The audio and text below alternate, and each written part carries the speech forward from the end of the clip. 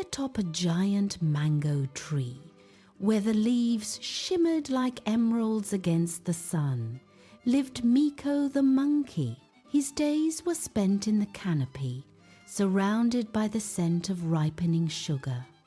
Every afternoon, he would pluck a golden fruit, heavy with nectar, and toss it into the swirling river below. Waiting there was Coco the crocodile. With a sudden splash, Coco's jaws would snap shut on the sweet pulp, the juice staining the river water. This was their ritual. As the sun dipped low, Miko would sit on a low-hanging branch while Coco shared ancient stories of the deep river currents and the secrets of the silt. They were an unlikely pair, bound by the sweetness of the fruit and the rhythm of the water. To Miko, Coco was a brother of the river. To Coco, the Miko was a companion in a lonely world. One evening, the warmth of the day faded into a chilling breeze. Coco brought the remaining fruit home to his wife.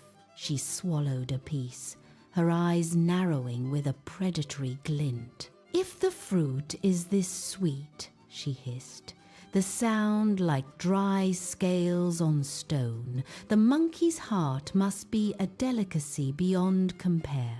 I must have it. Bring him to me." Coco felt a cold weight settle in his chest.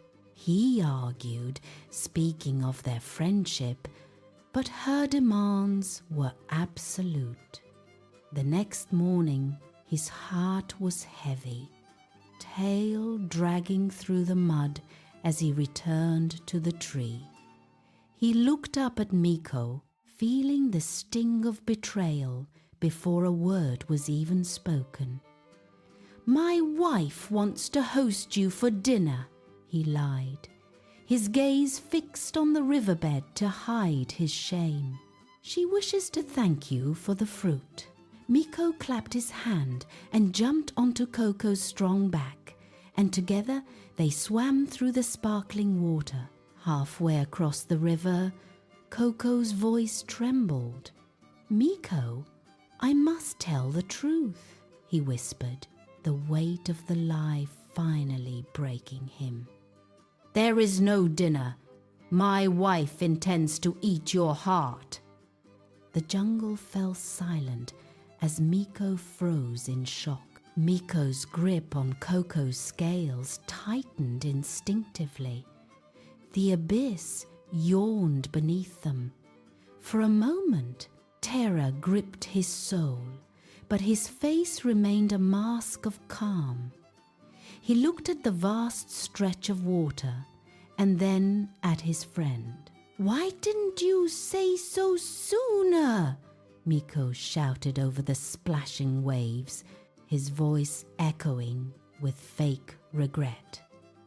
"I left my heart hanging on the highest branch of the mango tree." Coco stopped swimming, his eyes wide with confusion. "You left it on the tree?" he asked, his simple mind struggling to grasp the lie.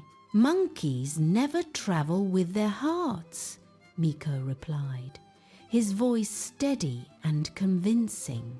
"It is too precious to carry over deep water. Turn around now, or we shall arrive at your home empty-handed, and your wife will be furious." Driven by fear of his wife and the hope of his prize, Coco swung his massive tail around.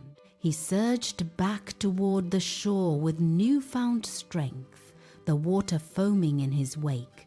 Miko watched the shoreline grow closer, every second feeling like an eternity.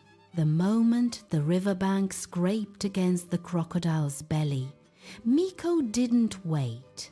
He launched himself into the air, a blur of fur and desperation, catching a sturdy branch and swinging upward into the safety of the heights. He looked down at the crocodile, who sat stunned in the mud. "Hearts stay inside, Coco," Miko shouted, his voice hard with the truth. A friend who plots against another loses more than just a dinner. "You have lost my trust forever." Coco bowed his head, sinking into the shadows of the bank. Miko turned his back, climbing higher until he vanished into the thick green leaves, leaving the river silent and the friendship dead.